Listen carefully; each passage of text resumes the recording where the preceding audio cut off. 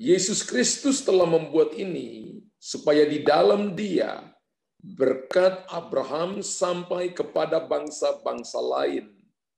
Sehingga oleh iman kita menerima roh yang telah dijanjikan itu. Sekali lagi saya baca, Galatia 3 ayat 14 berkata, Yesus Kristus telah membuat ini, supaya di dalam Dia, di dalam Yesus, berkat Abraham sampai kepada bangsa-bangsa lain. Sehingga oleh iman kita menerima roh yang telah dijanjikan itu.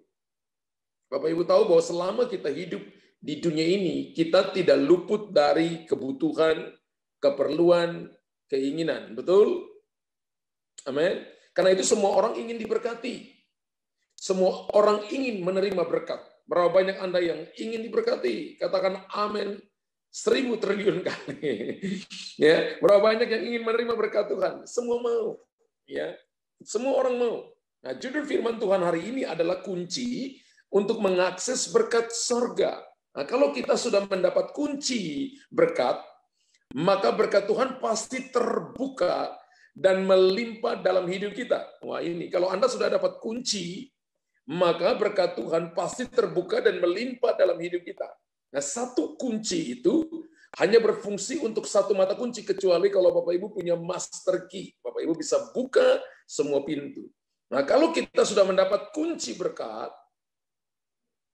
atau sudah punya kunci berkat, maka berkat Tuhan pasti, bukan saya katakan akan, tapi pasti terbuka dan melimpah dalam hidup kita. Ingat sekali lagi, kalau Bapak Ibu yang sering ikut pengajaran ini, ibadah Zoom ini, saya sering berkata kita datang bukan karena mau sembuh, bukan. Mau pemulihan, mau berkat, bukan juga. Tapi kita datang karena kita mau berjumpa dengan Tuhan, mau ketemu dengan Tuhan. Kalau kita sudah ketemu dengan Tuhan, maka kita dapat kesembuhan, kita dapat pemulihan, kita dapat berkat. Nah, kita harus tahu kuncinya.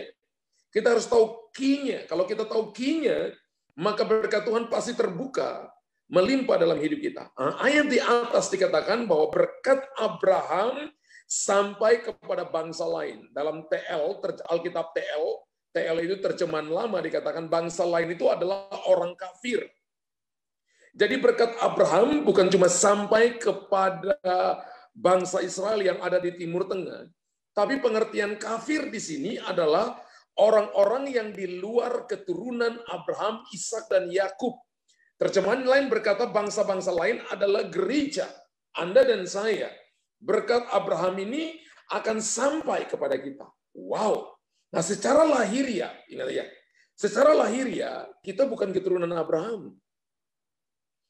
Tetapi secara rohani di dalam Yesus Kristus kita menjadi keturunan Abraham. Bahkan Bapak Ibu baca tadi Galatia pasal 4 ayat 13. Galatia pasal 4 ayat 13 berkata dengan jelas tadi bahwa Yesus Kristus telah membuat ini. Wow, itu luar biasa. Supaya di dalam Dia berkat Abraham sampai kepada bangsa-bangsa lain, sampai kepada gerejanya, sampai kepada yang bukan keturunan Abraham, tapi karena percaya di dalam Yesus, maka saudara dan saya juga menerima berkat itu. Dan saya percaya bahwa berkat Abraham bukan cuma berkat jasmani, makan, minum, pakai, keuangan, kedudukan, prestasi, bukan cuma itu. Berkat Abraham bukan hanya bicara tentang berkat jasmani, tetapi juga berkat rohani. Katakan amin. Berkat rohani itu apa, saudara? Berkat rohani adalah berkat keselamatan. Dan di dalam keselamatan itu tidak eceran. Dalam keselamatan sudah ada segalanya. Dalam keselamatan itu sudah ada paket. Ada kesembuhannya, ada berkatnya, ada pemulihannya, ada terobosannya, ada promosinya. All berkat keselamatan itu tidak eceran, tapi itu paket. Ketika saudara dan saya menerima salvation, keselamatan di dalam Yesus, Anda terima segalanya. Katakan amin 1000 triliun kali. Itu adalah berkat rohani yang terbesar bahwa saudara dan saya diselamatkan. Nah, tema terbesar Alkitab, mulai dari Kejadian sampai Wahyu, adalah rencana dan penggenapan Allah atas semua manusia melalui keturunan Abraham, yaitu Yesus Kristus. Jadi Kejadian sampai Wahyu itu hanya berbicara tentang penggenapan dari rencana dan tujuan Tuhan untuk penyelamatan manusia melalui keturunan Abraham, yaitu Yesus Kristus. Dan firman Allah berkata, barang siapa yang percaya kepada Yesus pasti diselamatkan. Dan kita malam ini believe Jesus, percaya Yesus. Saudara percaya bukan karena Anda lagi butuh, tapi itu menjadi lifestyle saudara dan saya. Amin. Haleluya. Oleh sebab itu ada beberapa kunci malam ini. Berapa banyak saudara yang katakan, saya siap terima kunci untuk mengakses berkat sorga. Katakan, saya siap terima kunci itu. Sebab itu ada beberapa kunci rahasia berkat yang ditulis dalam Alkitab. Untuk mengakses sorga, ada beberapa kunci di sini yang saya tulis. Yang pertama, kunci yang pertama adalah beribadah. Ingat ya, ini kunci pertama untuk mengakses berkat sorga. Beribadah. Keluaran 23 ayat 25. Keluaran 23 ayat 25 berkata, tetapi kamu harus beribadah kepada Tuhan Allahmu, maka Ia akan memberkati roti makananmu dan air minumanmu, dan aku akan menjauhkan penyakit dari tengah-tengahmu. Saya mengucapkan turut berduka kepada salah satu teman saya, sahabat saya, hari ini meninggal, yaitu Koswandi dengan Kosugi. Mereka adik kakak, saudara. Ya, mereka adik kakak. Koswandi ini dulu adalah salah satu penatua kami, ya, bersama-sama dengan saya, dan tadi pagi jam 10 meninggal bersama-sama dengan adik lakinya. Karena itu kalau ada keluarga di sini, saya ucapkan turut sepenanggungan, turut berduka. Keluaran 23 ayat 25 berkata, tetapi kamu harus beribadah kepada Tuhan Allahmu, maka Ia akan memberkati roti makananmu dan air minumanmu, dan aku akan menjauhkan penyakit dari tengah-tengahmu. Saya beritahukan kepada jemaat Tuhan, kita nggak perlu takut dengan sampar, dengan virus, dan sebagainya. Selama saudara dan saya beribadah sungguh-sungguh dengan Tuhan, maka Alkitab berkata, firman Tuhan berkata, ini menjadi kunci untuk Tuhan menjauhkan penyakit dari saudara. Kalau Bapak Ibu mau sehat, rajin ibadah. Ibadah itu dalamnya ada doa, pujian, penyembahan. Selama saudara datang dan orang menyampaikan firman, Anda bertumbuh di situ, rajin ibadah. Ada hari-hari ini orang mau ibadah aja dipaksa, saudara. Sepertinya mau datang ke tiang pancungan, saudara. Dia hanya datang ketika ada masalah baru dia datang ibadah. Dan datang kalau ibadah juga datang terlambat. Masuk di ibadah juga masuknya terlambat. Tapi kalau saudara dan saya adalah pribadi yang cinta Tuhan, maka kita akan datang lebih awal menyiapkan hati kita. Untuk doa nggak perlu dipaksa, untuk baca Alkitab nggak perlu dipaksa. Karena Keluaran 23 ayat yang ke-5, ketika kamu beribadah, tapi kamu harus beribadah kepada Tuhan Allahmu, maka artinya kalau tidak beribadah, maka tidak diberkati roti makananmu. Kalau tidak beribadah, maka yang datang penyakit akan datang di tengah-tengahmu. Apa yang terjadi di seluruh dunia, COVID-19 ini Tuhan sedang bicara untuk kita meningkatkan ibadah kita. Kita ada di rumah untuk lebih banyak berdoa, lebih banyak baca Alkitab. Mungkin hari-hari untuk selama ini kita sibuk dengan pekerjaan, sibuk dengan bisnis, sibuk kejar uang. Tapi ketika di rumah, ini waktunya untuk banyak duduk mencari Tuhan, untuk mengejar ketertinggalan kita, dan Tuhan kasih kita kesempatan untuk itu. Haleluya. Firman Allah dengan jelas berkata begini, coba Bapak Ibu selidiki. Saya percaya kalau saya beribadah sungguh-sungguh, roti makanan saya diberkati, kesehatan saya diberkati. Haleluya. Makanya karena kalau ibadah, Bapak Ibu jangan main-main dengan ibadah. Firman Allah berkata ibadah mengandung janji. Ketika Israel tidak mau beribadah kepada Tuhan, mereka dibuang ke Babel 70 tahun. Masih juga tidak mau ibadah, dibawa perbudakan Mesir 430 tahun. Masih tidak mau ibadah, dibawa Ottoman Turki 400 tahun. Masih tidak mau ibadah, di bawah Inggris Raya 80 tahun. Jadi bangsa ini diperbudak, dibuang dari tanah yang dijanjikan Tuhan kepada mereka 1000 tahun lebih. Tapi ketika mereka beribadah, maka Tuhan mulai menghajar bangsa-bangsa yang selama ini menjajah mereka, memukul mereka dengan sampar, memukul mereka dengan peperangan, memukul mereka dengan pedang, memukul mereka dengan bala, dan macam-macam. Dalam beribadah kita menghormati, memuliakan, dan mengagungkan nama Tuhan, mulai doa, pujian, penyembahan, baca firman Tuhan, dan lakukan firman Tuhan, itu ibadah. Dan janji Tuhan bagi mereka yang beribadah adalah Tuhan memberkati sandang, Tuhan memberkati pangan, papan, makanan, minuman, pakaian, dan semua kebutuhan kita. Berapa banyak Anda yang mau diberkati sandang, pangan, papan, makanan, minuman, pakaian, semua kebutuhan kita. Kunci pertama adalah beribadah. Mulai hari ini saya ingatkan Bapak Ibu, jangan kita meremehkan ibadah. Salah satu tanda akhir zaman adalah orang memungkiri kekuatan ibadah. Terjemahan yang lain berkata begini, meremehkan ibadah. Terjemahan yang paling dalam adalah masa bodoh. Dia beribadah tapi masa bodoh, dia nggak percaya itu ada kekuatan. Bahwa kekuatan itu adalah kekuatan untuk memberkati sandang pangan papan. Seluruh kebutuhan kita, bahkan bukan hanya itu saja, semua jenis virus disingkirkan dari kita. Semua jenis sampar, semua jenis penyakit dilalukan dari tubuh kita, termasuk COVID-19. Coba Bapak Ibu periksa kehidupan kita. Karena ada 5 berkat utama ketika Bapak Ibu beribadah. Ini 5 privilege-nya saudara dan saya. Ini 5 berkat istimewa yang Tuhan berikan kepada orang beribadah. Pertama, mereka dipimpin dari sorga. Mereka dilindungi dari sorga. Mereka dapat suplai sorga, dapat promosi sorga, dapat kuasa sorga. Ini 5 berkat istimewa yang Tuhan berikan kepada saudara ketika Anda beribadah. Dipimpin dari sorga, dilindungi dari sorga, dapat suplai sorga, dapat promosi sorga, dapat kuasa sorga. Katakan haleluya 1000 triliun kali. Tulis di situ, saudara. Untuk Anda mengakses berkat sorga, maka ibadah. Tuhan paling suka disembah. Tuhan paling suka dipuji. Bahkan hebatnya lagi, saudara, disingkirkan semua virus, disingkirkan semua bakteri dari hidup saudara. Wow, namun di samping itu kita perlu menjaga pola makan sehat kita. Benar?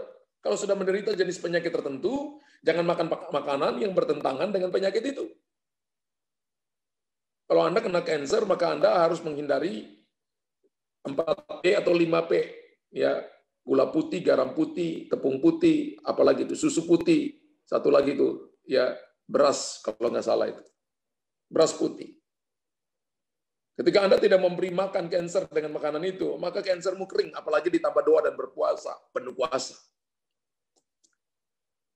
Haleluya. Nah, Tuhan berkuasa memberikan kesehatan kepada kita menurut Yeremia 33 ayat yang ke-6, yang sering saya doa dan pakai untuk deklarasikan, proklamasikan kepada Bapak Ibu ketika doa kesembuhan. Tuhan berkuasa memberikan kesehatan. Aku memberikan kepadamu kesehatan, kesembuhan. Tapi bukan berarti kita tidak boleh menjaga pola hidup sehat. Beribadah mencari Tuhan sangat penting dan harus menjadi yang utama. Ulangi.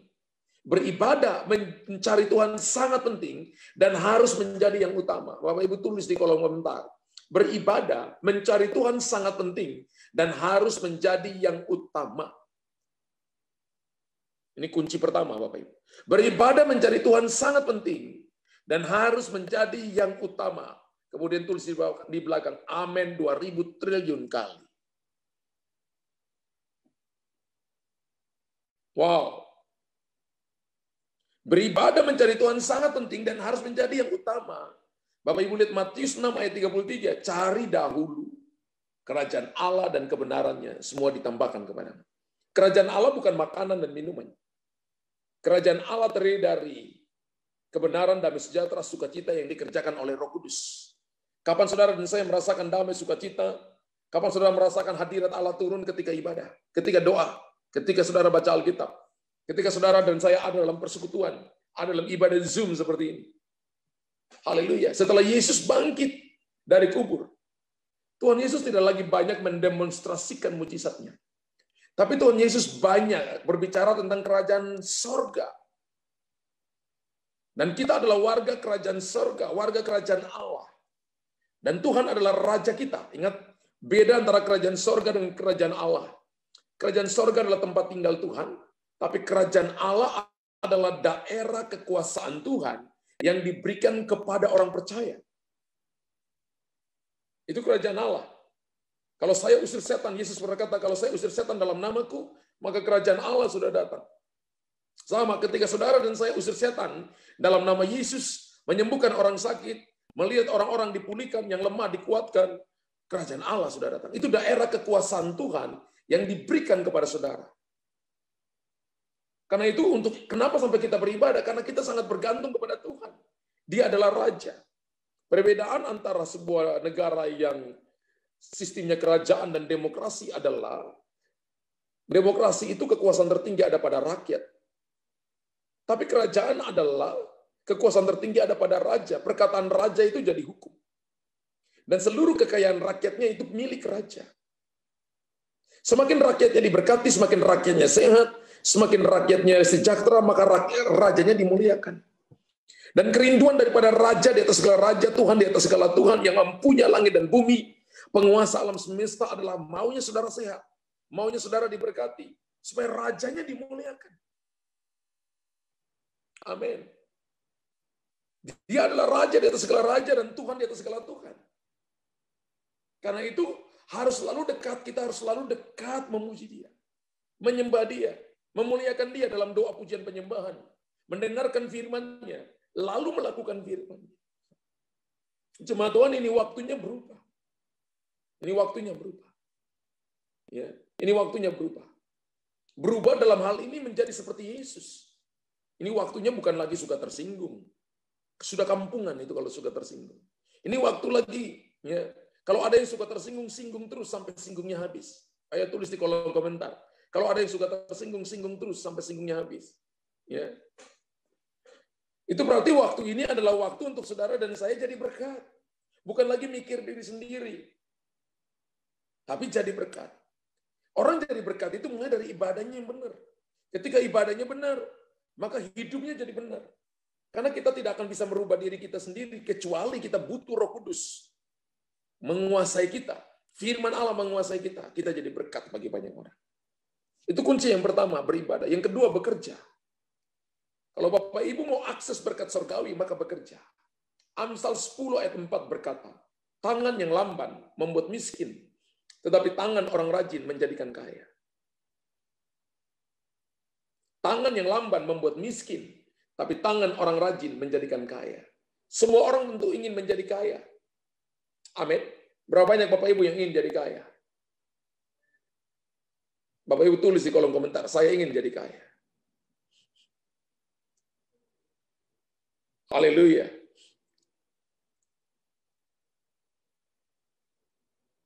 Semua kita ingin jadi kaya. Tapi Tuhan nggak mau cuma Anda dan saya jadi kaya. Tuhan mau di atas orang kaya ada orang yang diberkati Tuhan. Haleluya. Bapak Ibu tulis, saya ingin jadi diberkati Tuhan. Dan di atas orang diberkati adalah orang dimuliakan Tuhan.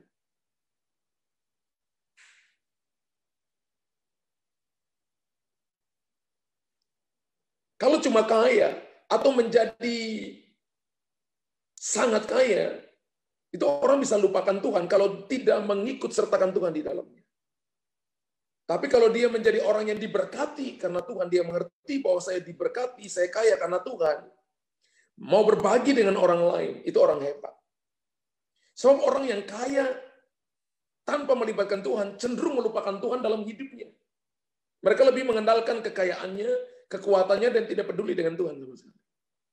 Saya doa hari ini, saya berharap hari ini, saudara yang mendengar, bahkan nanti ketika ini dirilis di YouTube, dirilis dimanapun media online, ketika orang mendengarnya, maka mereka mulai selidiki hati mereka.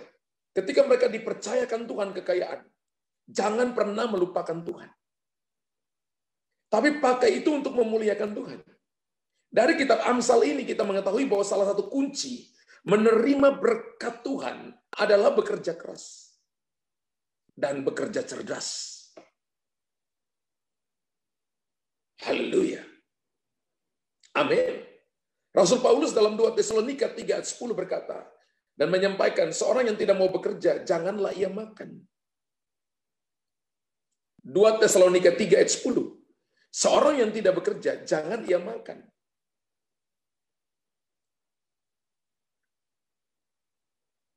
Wow. So juga waktu kami berada di antara kamu, kami memberi peringatan ini kepada kamu. Jika seorang tidak mau bekerja, jangan ia makan. Bapak Ibu beda loh.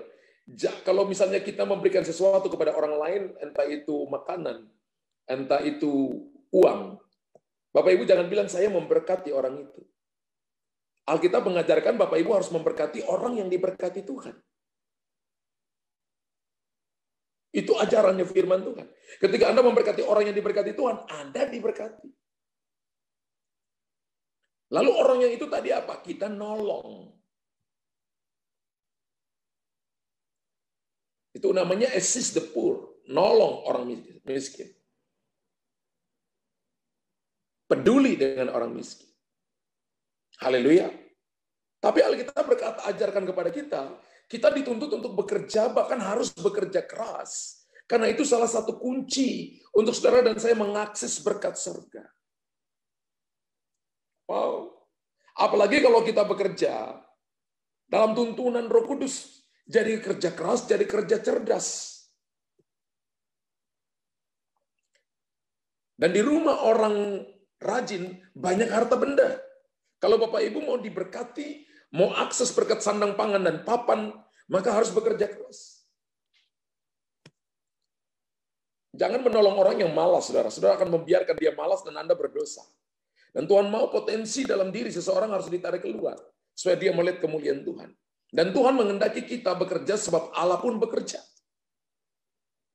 Karena pekerjaan Tuhan, maka setiap hari kita bisa menikmati sinar matahari, menikmati terangnya bulan, menikmati air dan sebagainya, menikmati ada hujan. Seandainya tidak ada air, tidak ada sinar matahari, maka hidup kita pasti sulit. Itu artinya Tuhan masih bekerja sampai hari ini. Dan Alkitab katakan, aku masih bekerja sampai hari ini. Kamu pun harus bekerja. Atau bayangkan Tuhan tidak memberikan kepada kita udara atau oksigen setiap hari, maka kita pasti mati. Jadi karena Tuhan bekerja, maka Tuhan tuntut kita juga bekerja. Bahkan bekerja dengan cekatan, bekerja dengan keras, bekerja dengan cerdas. Haleluya. Malam ini kita usir roh malas. Lalu Tuhan berikan kepada kita roh yang rajin untuk mengakses berkat-berkat surgawi. Katakan amin 1000 triliun kali. Jadi hal yang pertama adalah ibadah. Hal yang kedua adalah bekerja keras, bekerja cerdas, bekerja dengan cekatan. Alkitab katakan apa yang didapat tanganmu, lakukanlah itu dengan sungguh-sungguh. Hari ini ada banyak orang yang mau kerja langsung di tempat yang bagus, yang baik. Dia tidak mau mulai dari nol. Tidak ada orang hebat langsung jadi hebat, enggak ada. Tidak ada orang yang lahir langsung hebat, itu enggak ada. Tapi orang-orang hebat adalah mereka yang jatuh bangun lebih dulu. Gagal berulang-ulang kali. Tapi mereka bangkit kembali untuk meraih tujuan mereka. Mereka bekerja tanpa lelah, tanpa putus asa, dan kemudian mereka jadi hebat. Itu orang-orang hebat. Hal yang ketiga adalah menabur. Bapak Ibu mau akses berkat surgawi? Beribadah.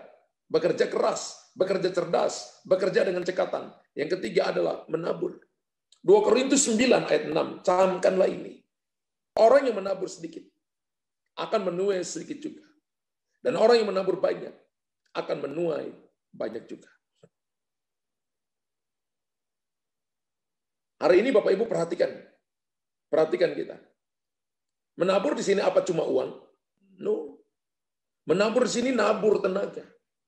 Nabur perhatian, nabur waktu. Anda mau doa, Anda satu hari doakan orang berapa kali? Anda satu hari berapa kali Anda berdoa? Berapa banyak yang Anda tabur? Satu saat nanti kita akan tuai. Ketika saudara dan saya menerima berkat, maka belajar untuk sisihkan dari berkat itu 1/10 dan sediakan benih untuk ditabur. Lukas 6 ayat 38. Lukas 6 ayat 38. Makanya banyak orang Kristen yang mau langsung dapat berkat tanpa mau menabur lebih dulu, nggak bisa. Berilah dan kamu akan diberi. Ingatlah, kalau tidak diberi maka tidak diberi. Tapi ketika Anda beri, maka akan diberi. Suatu takaran yang baik. Artinya gini, suatu takaran, suatu pemberian yang baik. Kualitas yang baik, yang dipadatkan, yang digoncangkan, dan ditumpahkan keluar akan dicurahkan dalam ribaanmu. Sebab ukuran yang kamu pakai untuk mengukur akan diukurkan kepadamu. Kalau kita memberi asal-asalan, maka tuai juga asal-asalan.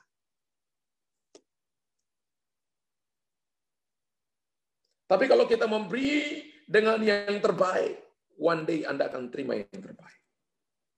Saya bersaksi dalam nama Tuhan Yesus. Selama masa-masa pandemi seperti ini, bahkan beberapa berkata begini, Pak, gereja bangkrut, gereja tutup. Dan saya bersaksi hari ini, pembangunan gereja sudah tinggal hanya beberapa persen saja. Dan saya pribadi memberi perpuluhan, tidak menguranginya, bahkan memberinya lebih. Itu bukti bahwa Tuhan memberkati saya tidak kurang, bahkan more than enough. Untuk perpuluhan saya, Bapak Ibu ya. Untuk perpuluhan saya dan keluarga, tidak kurang. Bahkan tadi ketika saya lagi diam dan berdoa, Tuhan bilang ini, perpuluhan kamu dinaikkan kembali. Jangan yang seperti tahun lalu, dinaikkan lebih. Otak saya main hitung-hitungan. Situasi begini, tapi saya kembali percaya, I believe.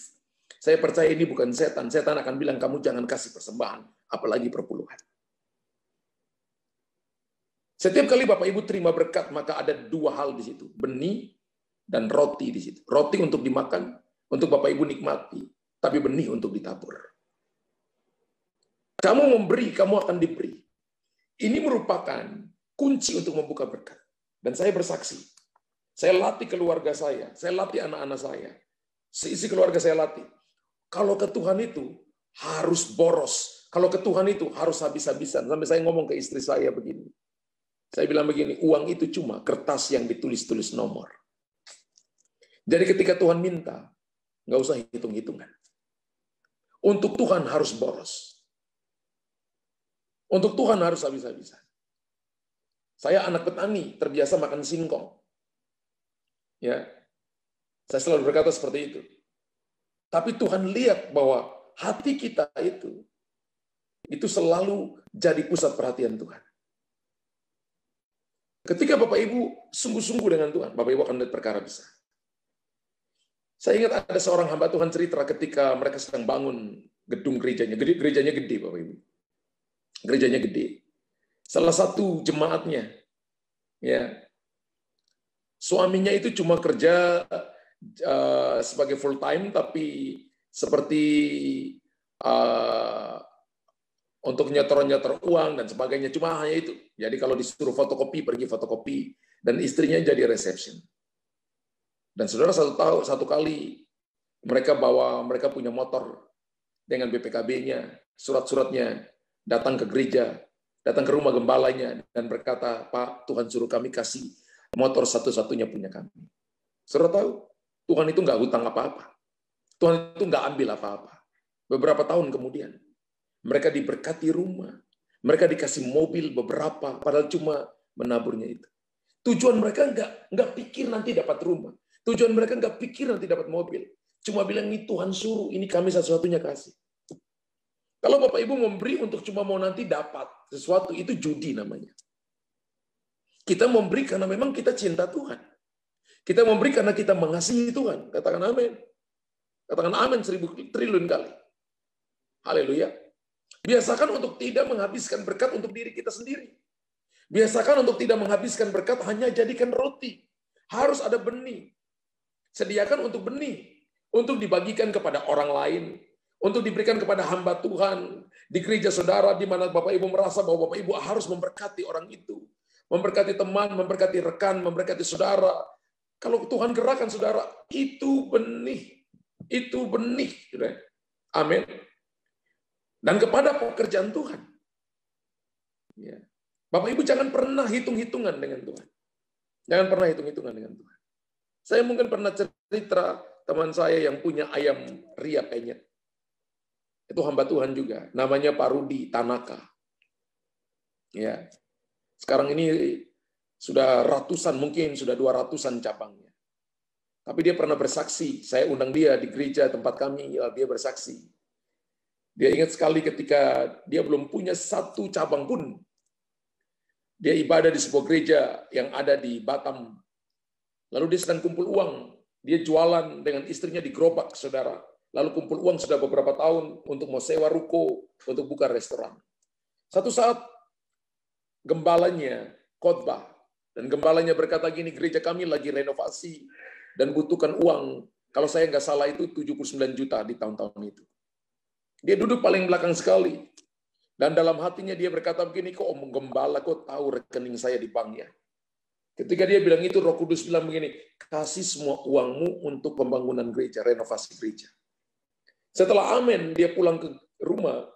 Dia naik ke rumah kontraknya lantai 2. Dia bilang untuk istrinya lagi masak. Dia bilang ini, tadi Tuhan bilang untuk kasih semua uang yang kita tabung untuk sewa ruko itu ke pembangunan gereja, karena gereja lagi butuh uang. Istrinya bilang, kalau Tuhan suruh kasih. Dia kasih 79 juta. Kemudian saudara, beberapa bulan kemudian kerja lagi. Om Pendeta khotbah lagi, Om Pendeta bilang gini, kemarin berapa bulan yang lalu kita udah dibantu 79 juta, tapi gereja ternyata masih kurang 60 juta. Dia duduk paling belakang dan dia katakan, kok Om Pendeta kok bisa tepat ya? Rekening saya ada 60 juta. Lalu Tuhan bilang begini, semua 60 jutamu, kamu kasih kembali ke gereja. Dia naik, dia ketemu istrinya, dia katakan begini, Tuhan bilang 60 juta kita itu dikasih ke gereja, istrinya bilang kasih saja. Bapak Ibu, dia cerita begini, ketika dia tarik semua dari bank, 60 juta itu, lalu datang ke kantor gereja, dia langsung kasih uang cash kepada Om Pendeta, Om Gembalanya. Ketika dia keluar, dia bilang ini seluruh jiwanya, seluruh hidupnya ketinggalan di dalam tas plastik itu, 60 juta. Karena itu berbulan-bulan mereka tabung. Saya sebut itu korban. Saudara, 3 bulan kemudian, cabang pertama dibuka. Dalam beberapa tahun saja, puluhan cabang dibuka. Sampai nolak-nolak orang untuk franchise. Tuhan itu nggak berhutang. Hanya nguji hati kita. Apakah kita lolos dengan hal-hal kecil. Banyak kali kita nahan yang sedikit, padahal Tuhan mau kasih yang banyak. Sedikit Anda mungkin 60 juta, 79 juta. Sedikit Anda mungkin berapa sih? Sedikit. Semua yang kita bawa ke Tuhan itu garis datar minus. Harus perlu garis tegak lurus untuk jadi plus. Mengandalkan Tuhan. Mari belajar untuk, kalau itu uang ya, ada orang yang nabur tenaga. Dan dia sehat walafiat. Ada orang yang nabur pemikirannya. Ada orang yang nabur pengalamannya. Dan dia diberikan kekuatan, kesehatan, dia diberikan anugerah daripada Tuhan. Apa yang saudara tabur akan saudara tuai. Belajar untuk memberi persembahan khusus atau korban-korban tantangan yang diberikan di hamba-hamba Tuhan yang digerakkan oleh Roh Kudus untuk seseorang. Ada namanya ujian hati. Abraham pernah melewati ujian hati. Dan Bapak Ibu tahu gini, ini prinsip sampai hari ini prinsip Tuhan. Tuhan tidak pernah mengambil apapun dari kita. Hanya nguji hati kita. Ketika Tuhan suruh serahkan Ishak, apa Tuhan ambil Ishak? Hanya nguji hati Abraham. Sama juga ketika Tuhan minta sesuatu dari kita, dia tidak ngambil. Dia hanya nguji hati kita. Menabur atau memberi adalah sebuah kunci untuk membuka, mengakses pintu gerbang surga. Haleluya. Amin. Dan saya mungkin bersaksi kepada saudara. Ketika kami membangun ya, tahun 2018 saya lagi doa di kamar. Ketika saya doa, tiba-tiba Roh Kudus bilang untuk saya begini, serahkan yang terbaik yang ada pada kamu. Saya katakan, Tuhan, aku sudah serahkan hatiku, hidupku untuk melayani Engkau full time. Tuhan bilang, bukan itu, aku tahu itu. Tapi apa yang kamu punya yang terbaik, serahkan. Lalu saya katakan begini, Tuhan, kemarin mobil sudah 2, aku serahkan. Dan aku tahu juga itu enggak cukup. Tuhan bilang, bukan. Aku minta rumah kamu. Dan rumah kita itu cuma satu-satunya. Bapak Ibu tahu ketika amin dan saya pergi ke kamar anak-anak perempuan saya karena istri saya lagi duduk temanin dia. Saya katakan ini Tuhan suruh kita serahkan rumah ini untuk Tuhan. Istri saya bilang begini, kalau Tuhan minta, ambil, serahkan. Kemudian saya suruh salah satu anak saya, staf saya di kantor, buat baliho taruh di depan pagar. Rumah ini dijual, taruh nomor telepon saya. 2018, 2019, 2020 sudah 3 tahun. Sampai hari ini balihonya masih ada tetap di depan pintu rumah. Tuhan hanya cuma uji hati kita. Waktu saya kasih tahu ke anak saya dan anak laki saya, mereka nggak ngomong apa-apa. Yang anak perempuan cuma tanya, Papa, nanti kalau rumah ini terjual, kita tinggal di mana? Saya bilang, pasti Tuhan kasih kita rumah. Kan kita ini, Papa ini dulu kan kontraktor. Kontrak sana, kontrak sini. Pasti Tuhan kasih kita rumah. Saya mau beritahukan kepada saudara, selama pembangunan gedung gereja itu, rumah itu masih tetap ada. Bahkan tahun ini, bulan ini, harus sudah selesai gedung gerejanya. Rumah kami masih belum terjual. Tuhan hanya uji hati kami sekeluarga. Orang udah nawar, tapi nggak sampai di angka yang kita mau. Tuhan hanya uji hati. Hari ini mungkin beberapa saudara sedang ujian hati. Kami alami ujian itu. Dan hari ini kalau Bapak Ibu datang, itu sudah 3 tahun. Sampai itu balihonya, sampai warnanya pudar. Masih tetap terpasang di situ. Pertama beribadah. Kedua bekerja keras. Ketiga nabur. Tuhan nggak pernah ambil apapun. Yohanes 10 berkata, setan datang mencuri, membunuh, membinasakan. Tapi Yesus datang memberi hidup, memberinya dalam segala kelimpahan. Yang keempat, kunci untuk mengakses berkat sorga adalah berdoa dan bersyukur. Haleluya. Kita harus berdoa. Orang yang gemar berdoa tidak khawatir akan hidup ini. Kalau Bapak Ibu yang suka khawatir karena kurang doa. Ya. Orang yang suka khawatir karena kurang doa. Tapi orang yang selalu berdoa tidak khawatir karena dia percaya tentang yang pegang hidup dia adalah Tuhan. Dia percaya yang memberkati dia adalah Tuhan. Dia percaya yang menjaga hidupnya adalah Tuhan. Berarti, doa berarti kita berhubungan pribadi dengan Tuhan. Saudara dan saya datang kepada penguasa alam semesta, raja di atas segala raja. Tahukah saudara bahwa kita kalau datang kepada dia, kita datang kepada sumber hidup, sumber berkat, sumber kesembuhan, apalagi sumber jalan keluar, sumber hikmat, sumber pengertian, sumber segala-galanya. Nah, kalau kita dekat dengan Tuhan dalam doa, berkatnya pasti dicurahkan dalam hidup kita. Kalau ada orang, kalau Bapak Ibu dekat dengan seorang pembesar, berdekat dengan orang yang kaya, maka otomatis Bapak Ibu juga akan ikut diberkati. Apalagi kalau kita dekat dengan Bapa kita di surga. Maka Bapa kita akan diberkati oleh Tuhan. Kita akan mengakses berkat-berkatnya. Bapak Ibu dengar ya Bapak Ibu ya. Doa dan bersyukur itu adalah kunci keempat untuk Bapak Ibu mengakses berkat surga. Ingat, ketika Tuhan Yesus diperhadapkan dengan 5.000 orang laki-laki, tidak terhitung perempuan dan anak-anak, bahkan ada yang berkata kurang lebih 23-25.000 orang, karena orang Israel anaknya banyak. Maka yang di tangannya cuma 5 roti 2 ikan. Tapi kunci untuk membuka pintu gerbang surga adalah Yesus menengadah ke langit dan berkata, Bapa, aku bersyukur kepadamu, Engkau mendengarkan aku.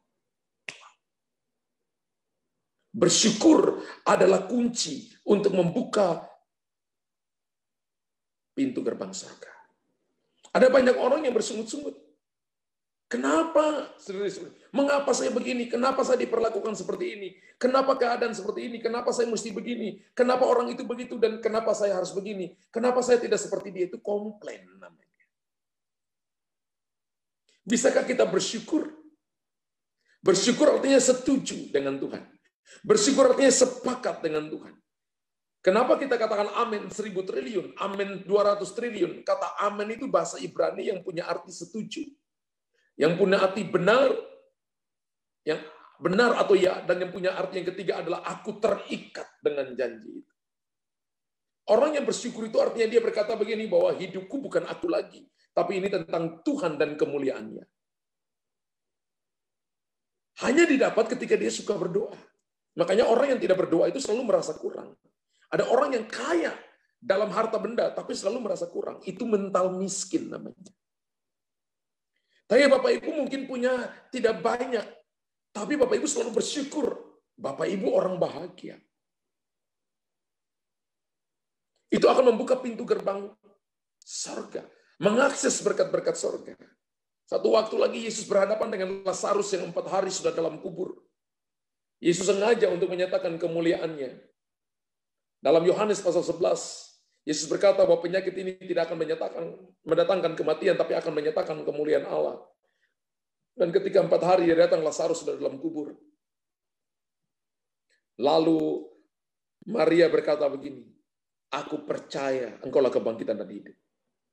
Dan Yesus menengadahkan wajahnya ke langit dan berkata, Bapa, aku bersyukur. Karena orang banyak ini supaya mereka belajar mempercayai engkau. Dan Yesus berteriak, Lazarus, keluarlah. Saya beritahukan kepada saudara, ketika Anda bersyukur, tempat-tempat yang mati, usaha-usaha yang mati, pekerjaan-pekerjaan yang mati, hubungan-hubungan yang mati, bahkan yang dalam kubur pun tidak bisa menahan daripada kekuatan mengucap syukur, karena itu adalah kunci untuk mengakses berkat surgawi. Bahkan maut pun tidak bisa nahan ketika Anda bersyukur. Haleluya. Apalagi ketika Anda berdoa. Setan tidak akan pernah menjatuhkan saudara, dan saya lebih daripada lutut saudara. Kekuatan dari doa, dengan doa dan ucapan syukur. Wow. Saya pakai waktu hampir 2 jam setiap hari. Kalau tidak dari mulut, dalam hati, aku bersyukur, aku bersyukur, aku bersyukur, aku bersyukur, aku bersyukur, aku bersyukur, aku bersyukur, terima kasih. Sampai kalau sudah berhenti ngomong, itu di dalam hatinya itu yang terus mendengung terus, aku bersyukur. Latih every day. Karena saya tahu itu kekuatan luar biasa. Itu kunci untuk membuka pintu gerbang surga, akses daripada berkat surga. Satu saat kami kehilangan uang, satu saat kami kekurangan uang untuk membangun. Dan istri saya tanya gimana, saya katakan tetap bangun. Bahkan saya ngomong kepada pekerja begini, jangan ngomong apapun, ikut hanya iman gembala. Dan saya buktikan kepada saudara, bahwa Tuhan adalah Tuhan yang menyuplai. Kemudian waktu itu saya dengan istri kami berdua pergi ke Denpasar beberapa hari. Kemudian kita pergi liburan karena begitu banyak tekanan karena pembangunan mau tiba-tiba berhenti. Saudara, saya ingat waktu itu hari kedua kami berdua setelah dari pantai, duduk di pantai, nikmati pantai dan sebagainya. Ketika saya balik, saya lihat handphone. Ada yang WhatsApp saya ini, Pak Pendeta. Saya transfer ke rekening gereja uang 1,5 miliar. Saya beritahukan kepada saudara, itu bukan dari jemaat. Mereka nggak dengar bahwa kami lagi kehabisan uang untuk pembangunan. Tapi saya beritahukan, Tuhan itu tahu. Bagi saudara yang suka doa, suka mengucap syukur, Anda sedang mengakses berkat surgawi. Yang punya surga langsung bereaksi. Yang punya surga pun ketika turun ke bumi ini, mempraktekkan yang namanya kekuatan dari ucapan syukur. Katakan, saya bersyukur mulai hari ini. Amin. 1.000 triliun kali. Haleluya. Satu saat ada seseorang yang mengalami need death experience mati suri. Dan dia dibawa ke sorga. Ketika dia dibawa ke sorga, dia dibawa seperti ke dalam kamar-kamar gitu. Ada kamar yang besar sekali. Dan dia tanya kepada malaikat, ini apa? Ini isinya jantung. Ini apa? Ini isinya paru-paru. Kenapa? Karena permintaan di bumi begitu banyak. Ini isinya apa? Ini isinya mata, ini isinya limpa, ini isinya ginjal. Karena permintaan di bumi banyak sekali. Lalu kemudian berjalan sampai di sebuah ruangan. Dan dia lihat nih kosong melompong. Dia tanya kepada malaikat, ini ruangan apa? Kok kosong? Tidak seperti yang tadi. Dan malaikat berkata, ini ruangan ucapan syukur. Kenapa kosong? Karena orang-orang di bumi hanya mau berkat dan lupa ucap syukur. Saudara, ini waktunya untuk ucap syukur. Anda sedang mengakses berkat-berkat surgawi. 4 hal ini, ibadah, bekerja keras, menabur, doa, dan ucapan syukur. Maka Anda akan membuka berkat-berkat surgawi dalam hidup saudara dan saya. Ketika Anda beribadah, bekerja, menabur, doa, dan ucapan syukur, maka Anda akan melihat terjadi terobosan. Hari ini kalau saudara datang sakit, coba periksa ibadahmu. Kalau hari ini saudara datang, Anda punya masalah dalam hal sandang pangan papan, coba periksa apakah Anda bekerja dengan keras, cerdas, cekatan, atau kita kerja main-main. Belum 5 bulan pindah lagi, belum 1 tahun, minggu pindah lagi, belum 1 bulan pindah lagi. Bagaimana kita bisa sukses? Atau periksa, apakah kita nabur dengan baik? Coba periksa kehidupan saudara dan saya. Coba periksa. Nabur bukan cuma uang, nabur tenaga, nabur pikiran, nabur waktu. Apakah Anda lakukan dengan baik? Apakah Anda berdoa dan ucap syukur untuk membuka akses surgawi kepada Anda? Kalau saudara lakukan itu, minta ampun di hadapan Tuhan. Evaluasi hidup kita. Kalau enggak, kita akan cuma di circle problem, muter-muter terus. Mau cuma didoain, tapi Bapak Ibu enggak mau rohanimu tumbuh. Tuhan enggak mau begitu. Dan kalau saya hanya cuma mau doakan Bapak Ibu, tanpa saya mau ngajar Bapak Ibu dengan benar, saya berdosa dengan Tuhan. Saya perlu ajarkan Bapak Ibu dengan benar. Bapak Ibu lakukan atau tidak. Bagian saya sebagai hamba Tuhan, terus mengingatkan, terus memberitahukan kepada saudara. Karena itu bagian yang Tuhan taruh di hati saya untuk saya sampaikan kepada saudara. Saudara, hari ini pilihannya ada pada kita. Pilihannya ada pada kita. Bagaimana ibadahmu? Bagaimana kerjamu? Sekalipun kerja work from home, apakah lakukan tepat waktu atau tidak, atau main-main suka menunda. Tapi kita nuntutnya lebih banyak. Kita mau diberkati. Kita maunya lebih, tapi kerjanya asal-asalan. Kita mau nuai, kita mau hasilnya, tapi tidak pernah nabur. Benih unggul tidak pernah tabur. Kita tidak pernah membedakan roti dan benih. Persembahan pun kalau kita datang ke gereja, kita kasih yang sisa. Kita nggak beri yang terbaik. Tapi kita mengharapkan yang besar dari Tuhan. Nonsen. Itu tanda kita tidak mencintai Tuhan. Itu tanda kita berbohong di hadapan Tuhan. Kita tidak bersuka doa. Kita tergantung dengan doa orang lain. Kita tidak suka ucapan syukur. Karena kita selalu ngomel, selalu menyalahkan orang lain, menghakimi orang lain, menghakimi diri sendiri, menyalahkan diri sendiri. Berhenti. Harapannya Tuhan pakai keadaan untuk bicara kepada kita. Supaya kita kembali mendekat kepada Dia. Untuk menerima berkat-berkat-Nya.